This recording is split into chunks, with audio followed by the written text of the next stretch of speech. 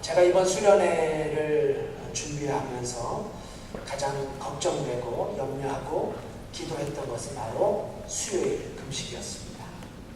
왜요? 수요일날 우리 청년들이 24시간을 금식하며 보내기로 작정을 했기 때문입니다. 가기 전날까지 저희 아내가 걱정 많이 하면서 정말 힘들면 6시까지만 해도 좋지 않겠냐. 그리고 우리 주일 오후에, 지난 주일 오후에도 청년들이 떠나기 전에 우리 최종견님께서도 애정을 담으셔서 그렇게 좋은 데 가서 하루 온종일 금식하는 거 좀 무리가 아니냐 걱정 어린 말씀을 해주셨습니다. 네, 걱정이 되지 않을 수 없었습니다. 제 스스로도 걱정이었지만 청년들을 생각할 때 특히 교회에 대해서는 전혀 알지 못했던 우리 명은이 친구들, 선영, 경민 자매가 함께 했기 때문에 걱정은 2배, 3배 컸던 게 사실입니다. 처음에는 비밀로 하기로 했어요. 청년들이 가기 전부터 걱정할까봐 이제 가서 선포하려고. 청년의 임원들만 알고, 그래서 프로그램에도 식사가 있는 것처럼 그렇게 했었어요. 이런저런 이유로 제가 지난 설교 때 금식을 선포해버렸습니다. 그리고 그렇게 해야만 했어요. 이 강단에서 외쳐지고 선포되어졌다면 우리가 최선을 다해서 지킬 사명이 있기 때문입니다. 그래도 걱정이 되지 않을 수 없었어요. 그야말로 기적 같은 일이 일어났습니다. 이것은 기적이라는 단어 외에는 설명할 수 없었어요. 지금도 생각하면 가슴이 뛰고 눈시울이 뜨거워집니다. 제가 저희 아내에게 바로 전화했을 때 저희 아내도 막 가슴이 뛴다고. 금식을 시작하기 전날, 그러니까 화요일이죠. 금식이 끝나려면 아직 48시간이 남아있었던 화요일 아침, 그때부터 기적은 시작됩니다. 그리고 그 기적의 주인공이 바로 제 형제님이었어요. 저는 저 부부를 생각하면 항상 부인인 나영자매가 믿음이 많은 걸로 착각하고 있었어요. 교회 생활도 오래 했고 착실하고 신앙생활을 참 성실하게 했다라는 생각을 갖고 있었기 때문에 그런 줄만 알고 있었는데 이번에 제 생각이 확 달라졌어요. 남편 믿음이 더 좋아. 그렇게 화요일 아침부터 제학 형제님의 48시간 금식이 시작됩니다. 아무도 예상치 못했어요. 아무도 부탁하지 않았어요. 아니 오히려 말렸어요. 왜 그러냐고. 내일 하루 금식도 힘들 텐데 왜 굳이 48시간을 하려고 하냐고. 저는 솔직히 내일 수요일이면 모든 청년들이 금식하는데 우리 재학 형제가 너무 힘들어서 쓰러지면 어떡하나. 그리고 분명히 쓰러지면 저 형제가 나한테 수할 텐데 그러면 어떡하나. 미국에 사는 형제잖아요. 그냥 내일만 하면 되지. 그래서 우리 부인인 나영자매에게 빨리 말리라고 제가 한두 번 부탁했던 게 아니었어요. 여러분, 결론부터 말씀드릴까요? 우리 재학 형제님의 헌신 때문에 그렇게 수요일 기적의 밤을 지나갈 수 있었습니다. 왜 힘든 사람이 없었겠어요? 거의 모든 청년들이 하루 24시간을 굶어본 적이 없었어요. 결코 쉬운 일이 아니죠. 그래서 수요일 밤에 제가 이렇게 한 사람 한 사람 체크해 보니까요, 막 손이 차가워진다고 하고 머리가 아프다고 하고 메시껍다고 하고, 유미자매님은 금식이 끝나고 그냥 쓰러졌고, 금식이 끝나고 너무 많이 먹은 승민자매는 그 다음날 쓰러졌고 정말 힘든 시간이었습니다. 분명 그랬어요. 그런데 그래도 아무도 말하지 않았어요. 아니, 말할 수 없었습니다. 아무도 컴플레인 하지 않았어요. 아니, 할 수 없었습니다. 아무도 불평하지 않았어요. 아니, 불평할 수 없었습니다. 왜요? 이미 우리보다 먼저 본이 되어준 24시간이 아니라 48시간의 작정 금식을 하고 있었던 재학 형제님이 계셨기 때문에. 그러면서 청년들 스스로가 나도 힘든데 재학 오빠는 얼마나 힘들겠냐고. 나도 이렇게 힘든데 재학 형제는, 재학 형은 얼마나 힘들겠냐고. 그렇게 버티고 참고 감사했다고 서로의 마음을 나눌 수 있었습니다. 그리고 그렇게 수요일 밤 12시까지 성경 말씀을 읽고 토론도 하고 서로 촛불 아래 마음을 열어 이야기를 나누고 그렇게 수요일의 밤을 깊어가고 있었습니다. 역시 저만 감동받는군요. 우리 교회 분들은 뭐 청년들이 한 40일 정도는 금식하셔야 돼요. 여러분들, 우리 청년들 정말 수고하고 축복하고 사랑하는 마음으로 우리 박수해 주시면 감사합니다. 그렇게 사랑으로 여러분들 축복합니다. 정말 감사한 게 한두 가지가 아니었어요. 우리 이정훈 부교님도 그날을 위해 기도해 주셨다는 사실을 강조하셨는데요. 네, 여러분의 기도가 응답되어서 정말 전혀 생각하지도 않았던, 누가 제 형제님의 금식을 48 금식을 시간의 금식을 생각했어요. 하겠었어요. 네, 기대하지도 않았던 하나님의 특별한 은혜를 체험하는 소중한 기회가 되었습니다. 다시 한번 기도해 주시고 물질로 후원해 주신 모든 분들에게 그리스도의 사랑을 전합니다. 자, 오늘의 말씀의 제목은 목자의 꿈입니다. 그렇죠. 목자의 꿈. 우리가 청년 수련회 때도 꿈에 관한 얘기를 함께 많이 나눴는데요. 오늘 본문은 여러분이 잘 알고 계신 내용입니다. 소위 잃어버린 양에 대한 비유의 말씀인데요. 이 말씀은 이렇게 시작이 됩니다. 함께 봉독해보죠. 15장 1절 말씀 함께 읽어봐요. 시작. 모든 세리와 죄인들이 말씀을 들으러 가까이 나왔다. 여러분, 여기서 말씀은 누구의 말씀이에요? 예수님의 말씀이죠. 그렇죠. 예수님의 말씀입니다. 그래서 오늘의 이 사건도 사실은 예수님을 만난 사람들의 이야기로부터 시작이 됩니다. 예수님을 만난 사람들이 예수님의 말씀을 듣기 위해서, 잘 듣기 위해서 예수님 앞에 가까이 나오는 모습으로 이 유명한 예수님의 말씀은 시작이 됩니다. 여러분, 그래서 교회도 앞자리가 중요한 거예요. 이건 정답이에요. 우리 교회는 정말 자리에 대해서는 제가 전혀 강조하지 않는데요. 그래도 우리가 말씀 앞에, 제 설교 앞에 가까이 하라는 것이 아니라 이 하나님의 말씀 앞에 가까이 할 수 있는 우리 교회가 될 수 있었으면 좋겠어요. 네. 아무튼 예수님을 만난 수많은 사람들 앞에서 드디어 예수님께서 그분의 마음속에 간직하고 있었던 꿈에 대한 이야기를 비유로 설명하고 계십니다. 그래서 여러분이 아시는 것처럼 오늘 본문 4절에 등장하는 목자, 어느 사람은 예수님의 모습을 상징적으로 드러냅니다. 마치 시편 기자의 유명한 찬송, 여호와는 나의 목자시니 내게 부족함이 없으리다 라는 고백처럼 말이죠. 네, 우리의 목자 되신 분, 그분이 바로 오늘 본문에 등장하는 목자요, 이분이 바로 예수님이시요, 예수님이 목자이십니다. 그리고 그 예수님에게는 꿈이 있었어요. 목자에게 꿈이 있었어요. 어떤 꿈이에요? 잃어버린 양, 한 양을 찾는 꿈. 100마리의 양 중에 잃어버린 한 양을 찾는 목자의 꿈이 있었어요. 그리고 그 꿈은 이루어지게 됩니다. 목자의 꿈은 이루어지게 돼요. 그래서 오늘의 이야기는 잃어버린 이야기가 아니라 찾은 이야기입니다. 오늘의 이야기는 잃어버려져서 슬픈 이야기가 아니라 잃어버린 양을 다시 찾은 해피엔딩의 스토리예요. 네, 저는 오늘 이 말씀을 여러분과 나누면서 이 목자의 꿈이 어떻게 이루어질 수 있었는가, 어떻게 목자의 꿈이 이루어졌는가라는 해답을 성경 속에서 찾고자 합니다. 그리고 더 나아가 그 목자가 진정 저와 여러분의 참 목자가 되는 귀하고 복된 시간이 될 수 있기를 간절히 소망합니다. 자, 그럼 본문으로 들어가서 첫 번째로 목자의 꿈, 그 꿈이 이루어지게 해서 목자가 우리에게 보여주고 있는 믿음의 모습은 무엇일까요? 목자의 꿈, 잃어버린 한 양을 찾고자 하는 목자의 꿈이 이루어지게 된 이유는 무엇일까요?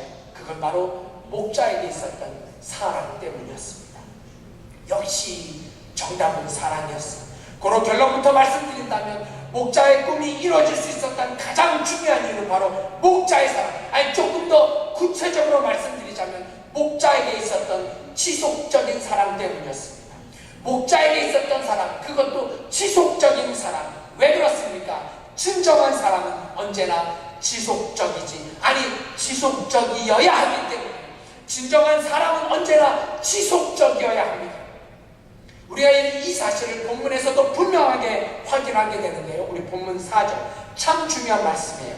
다 함께 읽기를 원합니다. 4절 말씀 함께 읽어요. 시작. 너희 중에 어느 사람이 양 100마리가 있는데 그 중에 하나를 잃으면 99마리를 들여두고 그 잃은 것을 찾도록 찾아다니지 아니하느냐.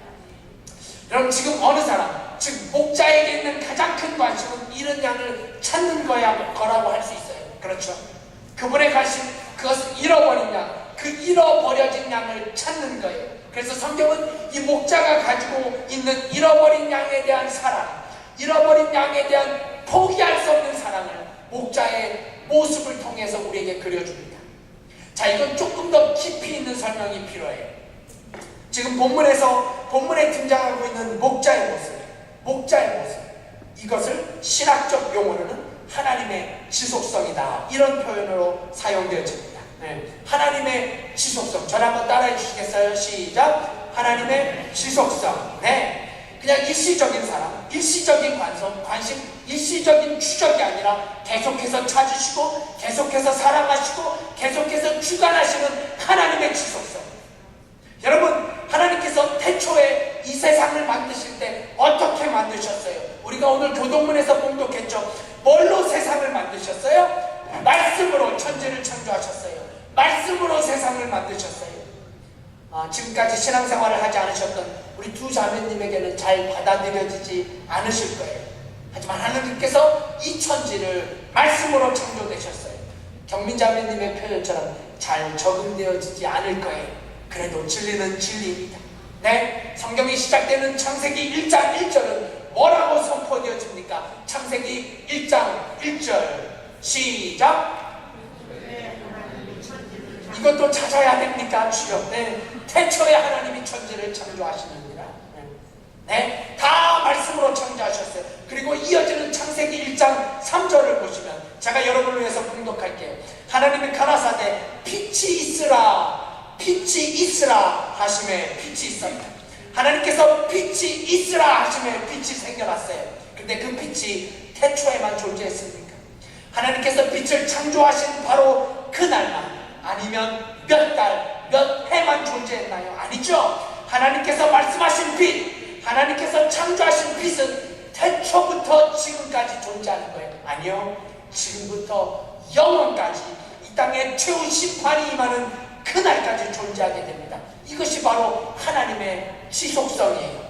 그리고 이런 하나님의 지속성은 바로 그분의 사랑 속에서도 여지없이 나타나고 있다는 점을 오늘 본문은 우리에게 설명합니다. 하나님의 지속적인 사랑, 그분의 끈질긴 애정, 변함없는 사랑, 잃어버린 양에 대한 포기하지 않는 그분의 사랑. 여러분, 하나님은 변치 않으십니다. 믿으십니까? 그래서 우리가 변찮는 주님의 사랑과 이런 찬양을 드리잖아요. 하나님은 변치 않으십니다. 그럼 사람은 어떨까요? 사람은 변할까요? 변하지 않을까요? 이런 무식이 충만한 질문이 어디 있습니까? 그럼요. 사람은 변합니다. 사람은 변해요. 사람의 모양도 변해요. 세월의 흔적 따라 사람의 모양은 변하게 되어 있습니다. 왜요? 간단합니다. 하나님께서 그렇게 창조하셨기 때문에, 하나님께서 그렇게 인간을 만드셨기 때문에. 이번에 오랜만에 한국에서 오신 우리 손집사님, 박 권사님도 제가 5년 전에 뵀을 때와 근데 그렇게 많이 변하지 않으신 것 같아요. 거의 똑같은 모습이세요. 우리 송구교님 동생은 더 예뻐진 것 같은 생각이 들어요. 저 얼마나 반갑고 감사한지 모르겠어요. 하지만 권사님, 집사님 은총이 많이 변했죠. 관우도 못 알아보게 많이 컸죠. 관우 남는 거 보시고, 아토피 때문에 고생하는 거 여러 날 그렇게 보시고 가시는데, 그랬던 아이들이 지금은 정말 많이 컸고 변했습니다. 자연스럽고 당연한 거예요. 그래야 합니다. 한국에서 식구들이 온다니까 우리 손부교님이 한국에서 식구들이 오면 자기 보고 놀랄 거라고 걱정을 많이 했는데, 권사님 그래도 우리 은총이 엄마 모습 그대로죠. 이부교님 인정 안 하시네. 물론 애기 낳고 몸무게가 조금 늘기는 했지만요, 저에게는 5년 전의 모습이나 지금의 모습이나 우리 손부교님의 모습은 똑같습니다. 여러분, 제가 지금 무슨 말씀을 드리려고 하냐면요, 우리 사람의 모습이라는 게 세월에 따라 변하게 되어 있어요. 변하는 게 창조의 질서입니다. 변해야 창조의 섭리예요. 그런데 정말 문제는 사람의 모습이 아니라 마음의 변화입니다. 마음의 변화예요. 이건 세월의 흐름과는 전혀 상관이 없어요. 그래서 어제의 내가 오늘과 다르고 오늘의 내 마음이 내일 또 달라지기도 합니다. 한국의 아주 유명한 가정사역을 하시는 송기론 목사님은 현대사회의 문제, 특별히 현대 가정의 문제를 심각하게 변하고 있는 마음의 문제라고 진단합니다. 그러니까 너무 쉽게 변한다는 거죠. 남편의 마음이 너무 쉽게 변해요. 부인의 마음이 너무 쉽게 변하고 자녀와 부모의 마음도 변해도 너무 쉽게 변해요. 그러면서 이런 유머를 소개하더라고요. 부부가 결혼하면 결혼 후 10년 정도는 마주보고 잔다고 해요. 네. 결혼 10년은 마주보고 자고 20년쯤 되면 서로 등대고 자고 30년쯤 되면 서로 다른 침대에서 자고 40년쯤 되면 서로가 어디서도 자는지 모른다고 그런 유머를 이렇게 이어서 설명하더라고요. 요즘은 10년까지도 가지도 않는 것 같아요. 사람의 마음이 이렇게 변합니다. 지난 청년수련회 때도 청년들이 우리가 요셉을 공부하면서요, 사람들이 왜 이렇게 잊어버리는가라는 그런 그 생각을 우리가 함께 나눈 적이 있었어요. 사람들이 자꾸 잊어버려요. 은혜도 잊어버리고 고마움도 있고 사랑도 있고, 그래서 쉽게 변하는 사람의 모습을 보면서 청년들이 왜 성경 속 사람들이 그러는지 모르겠다고 말하는 거예요. 그래서 제가 본인들은 어떠냐고 되물었어요. 왜냐하면 이런 일이 있었기 때문입니다. 지난 화요일 수련회 기간 중에 차를 타고 가는 시간이 있었어요. 제가 운전을 하고 청년들을 모셨습니다. 날씨가 많이 더웠어요. 우리 회장님 보여주신 것처럼 그날 우리 박물관과 등대를 들렸는데요, 가는 도중에 이런 일이 있었어요. 박물관에 들렸다가 이제 다시 차를 타고 등대로 떠납니다. 미국에서 가장 높은 등대라고 해요. 근데 떠나면서 우리 유미 장로님이 제게 물 한 병을 건네주면서 사관님 물 드세요. 그래서 제가 얼마나 참 고맙고 감동받았는지 몰라요. 하지만 그 고마움은 그리 오래 가지 않았습니다. 왜냐하면 제게 물 한 병을 주고는 맨 뒤에 있는 과자들을 꺼내기 시작하는데요, 과자가 꽤 많았어요. 과자가 한아름이었어요. 한아름에서 샀었나 봐요. 아무튼 과자 봉다리가 정말 크고 많았어요. 청년들이 과자를 보더니 신이 났어요. 서로들 과자를 서로 바꿔가며 먹자고.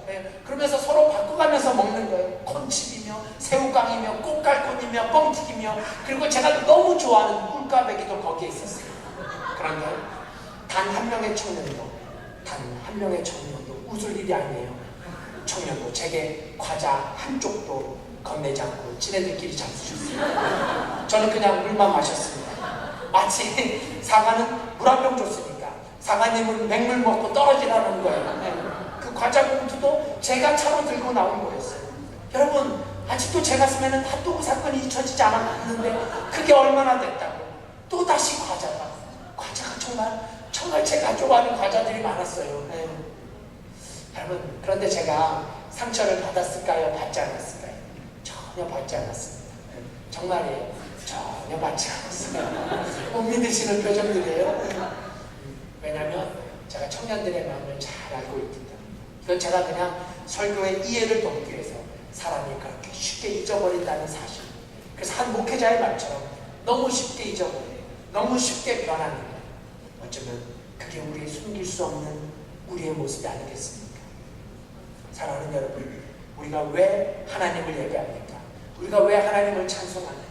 왜 우리가 하나님을 경배하고 그분 앞에 나와 신령과 진정으로 제사를 드려야 합니까? 그분은 변하지 않으시는 분이시기 때문에, 그분이 변하신다면 우리는 결코 예배할 수 없습니다. 그분은 사랑이시기 때문에, 그리고 그냥 어느 순간 어느 일정 기간 사랑하는 것이 아니라 unlimited love, uninspired love. 할렐루야. 그분의 사랑의 연속성, 그분의 사랑의 지속성, 이 하나님의 성품 때문에 우리가 그분을 예배하고 그분을 찬양하고 그분 앞에 무릎을 꿇을 수 있다는 사실. 그렇습니다. 이런 하나님의 지속성은 바로 그분의 사랑에서도 동일하게 나타나 있다는 점을 오늘 본문을 통해서 우리는 깨닫게 돼요. 하나님의 지속적인 사랑, 그분의 끈질긴 애정, 변함없는 추적, 잃어버린 양에 관한 포기하지 않는 그분의 사랑. 그래서 우리가 봉독한 4절 영어 성경에 보면 이렇게 기록되어 있어요. Go after the lost sheep until he found it. The lost sheep until he found it. 목자가 잃은 양을 찾아 떠나간다는 거예요. 떠나가는 거예요. 그리고 찾습니다. 그런데 언제까지 찾는다고요? 목자가 그 잃은 양을 찾을 때까지, 그 잃어버린 양을 찾을 때까지, 성경 표현 그대로 잃은 것을 찾도록 찾도록 찾아다니는 목자의 관심은, 목자의 추적은, 목자의 사랑은 계속되고 있다는 점. 아니, 이런 하나님의 지속적인 사랑, 지속적인 관심 때문에 어느 날 저와 여러분이 예수님을 믿게 되고 구원을 받고 하나님의 자녀가 되었다는 사실을 우리가 인정해야 되지 않겠습니까? 여러분, 다시 한번 본문을 봐주십시오. 본문의 5절에 보시면 이제 목자가 잃어버린 양을 찾았습니다. 자, 그런데 여기 아주 중요한 부분이 5절에 설명되어 있어요. 우리 함께 봉독해봐요. 5절 시작. 또 찾은즉 즐거워 어깨에 맸다. 또 찾은즉 즐거이 어깨에 맸다. 여러분, 만약 똑같은 상황이 우리 삶에 발생했다면 우리들은 어떻게 반응할까요? 만약 제가 제 딸을 오늘의 본문의 똑같은 상황 속에서 찾았다면, 저희 한나와 예나를 잃어버렸다가 찾도록 그렇게 간신히 찾았다면 물론 즐겁겠죠, 기쁘겠죠. 하지만 저는 즐거워하기 전에 먼저 혼부터 냈을 것 같아요. 너 이 자식 어디 갔었냐고, 아빠가 널 얼마나 찾았는지 알았냐고, 이 나쁜 놈의 자식 혼 좀 나야 한다고, 누구 집처럼 벽에 대고 하루 온종일 손들고 있으라고, 뭐 그 정도도 아니죠. 매를 들고 반성시키고 다시는 그러지 않겠다라는 확답을 받고 또 받고, 그리고 잊을만 하면 또 얘기해서 애의 기를 죽이고, 네가 그때 아빠가 얼마나 고생인 줄 알았느냐고. 저 같으면 그랬을 것 같아요. 여러분, 오늘 본문 속에 그려진 목자의 모습을 그려보십시오. 찾도록 간신히 찾아진 양. 근데 목자는 아무 말 없이 그냥 그 양을 어깨에 들이매고 다시 집으로 향합니다.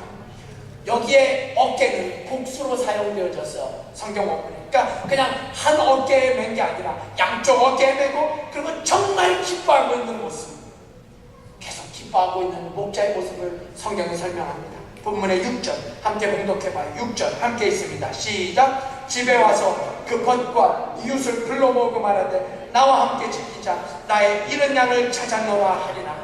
여러분, 잘 보세요. 지금 본문 속에서 가장 기뻐하는 것이 누구입니까? 목자입니다. 그렇죠?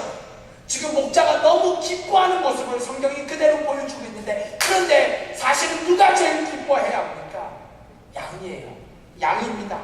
자기가 잃어버려졌으므로, 그랬다가 찾아졌으니까 양 자신이 더 기뻐해야 합니다. 그런데 가장 기뻐한 것은 양이 아니라 목자였어요. 마치 내가 예수를 발견했을 때, 내가 하나님의 사랑을 깨달았을 때, 죽을 수밖에 없었던 내가 예수 그리스도의 보혈의 피를 만나 구원을 경험할 수 있었다면, 그렇다면 여러분, 제일 기뻐해야 할 사람은 누구입니까? 나예요. 나입니다. 하지만 내가 아니라 하나님이 더 기뻐하셨다는 사실을 여러분 알고 계시는지? 이 부분을 우리가 조금 더 진지하게 묵상해보면, 사실은 양은 자기가 얼마나 위험했었는가를 스스로는 잘 몰랐을지 몰라요. 그렇죠? 자기가 얼마나 위험했는지. 왜냐하면 양의 특성상 양이 그 무리에서 이탈의 길을 잃었다는 것은, 이것은 곧 죽음과 연결되어지기 때문에, 제가 예전에도 설명드린 적이 있었는데요. 이건 죽음이에요. 죽는 거예요. 근데 그럼에도 불구하고 양은 잘 모를 수 있어요. 마치 우리와 같이 말이죠. 잃어버려졌다는 것이, 길을 잃고 목자의 시선에서, 목자의 보살핌에서, 목자의 사랑에서 벗어났다는 것이 얼마나 위험한 일인지 잘 모를 수 있어요. 근데 누구는 알고 있어요? 목자는 알고 있었단 말이에요. 목자야말로 그 양의 위기를, 양의 위태로움을, 양의 저한 심각성을 목자는 알고 있었어요. 양은 거기서 죽을 수 있다는 사실을 몰랐어도 목자는 분명하게 알았어요. 그렇습니다. 이것을 다시 우리는 우리의 신앙으로 접목시킬 필요가 있어요. 하나님은 아십니다. 예수를 믿지 않는 것이 얼마나 위험한 것인지 나는 잘 몰라도 하나님은 아세요. 예수 그리스도를 알지 못하고 살아가는 것이 이 삶이 얼마나 무의미한지, 얼마나 절망적인지, 얼마나 무서운지, 내가 주님을 만나지 못하고 그냥 그렇게 잃어버린 채로 죽음을 맞이했을 때 그 뒤에 뒤따르는 심판의 저주, 심판의 참상이 얼마나 심각한 것인지 나는 잘 몰라요. 그렇게 모르고 살아갑니다. 하지만 하나님은 분명히 아신단 말이에요. 그래서 성경은 잃어버린 우리들이 찾아지지 못했을 때의 심각성을, 그렇게 심판받았을 때의 심각성을 여지없이 설명해 줍니다. 더불어 그 잃어버린 양이 찾아졌을 때, 죽을 수밖에 없었던 한 잃어버린 것이 찾아졌을 때 그때의 기쁨, 그때의 감격, 그때의 환희를 성경은 이렇게 이해할 수 없을 정도로 하늘의 기쁨을 설명합니다. 그래서 오늘 본문이 그렇게 끝이 나는 거예요. 본문의 7절 말씀 우리 함께 봉독해봐요. 7절 우리 큰 목소리로 함께 읽습니다. 시작. 내가 너에게 이르노니 이와 같이 죄인 하나가 회개하면 하늘에서 회개할 것 없는 의인 99마리를 인하여 기뻐하는 것보다 더하리라. 할렐루야. 그래요. 이 말씀은 양을 두고 한 말씀이 아니에요. 이 말씀은 반드시 우리의 신앙과 접목시켜야 합니다. 어떻게 해요?